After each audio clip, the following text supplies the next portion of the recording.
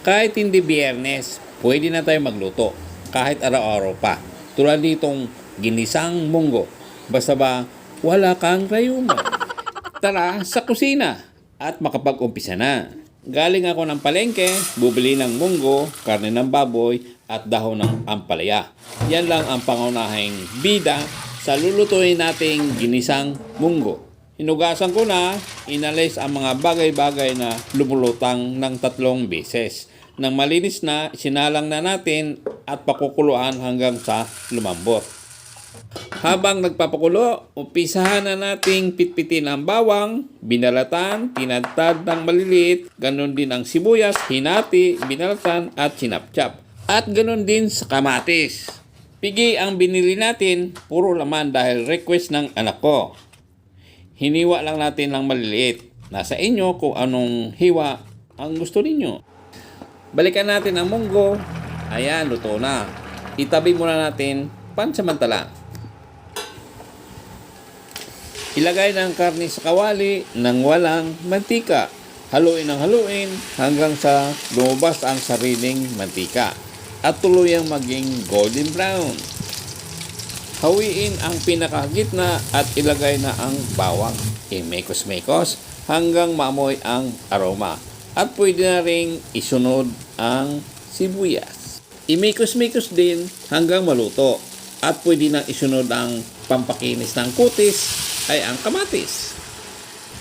Diinan lang ng sandok ang kamatis para madaling madurog at maluto. Nang sa ganon, pwede nang haluin at magsama-sama ang magkakabarkada na aromatic.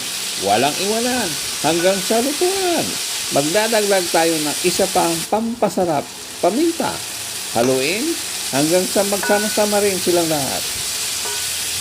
Tuloy-tuloy lang sa paghalo, haluin ang haluin hanggang sa maluto. Ang ating bida, ang munggo. Ibuhos lahat kasama ang sabaw. Haluin ang haluin, imikos-mikos para silang lahat ay magkakasama. Tuloy-tuloy lang sa paghalo at pagmikos-mikos hanggang sa dumating si Mr. Pork Cube. Gusto niya mas sumarap ang nilulutong munggo. Sabay talon, halo dito, halo doon at tuluyang matunaw. Paghigop ng sabaw, mapapawaw. Maglalagay na tayo ng tubig, takpan at pakuluan. Pagkakulo, kunting halo. Lagyan pa natin ng patis. Pang-balance, hindi matabang, hindi maalat. Tamang-tama lang. Para sigurado, tikman ko ano ang lasa.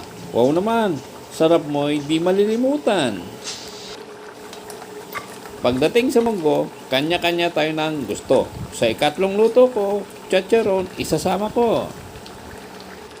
Ay ikatlo sa bida, ang ampalaya.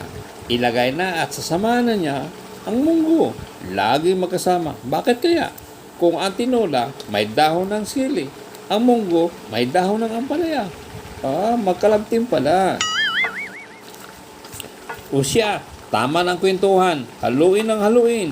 Mikos-mikos ang magkalabtim. Munggo ay pasasarapin. O ayan, tapos na ang ating pinaghirapan.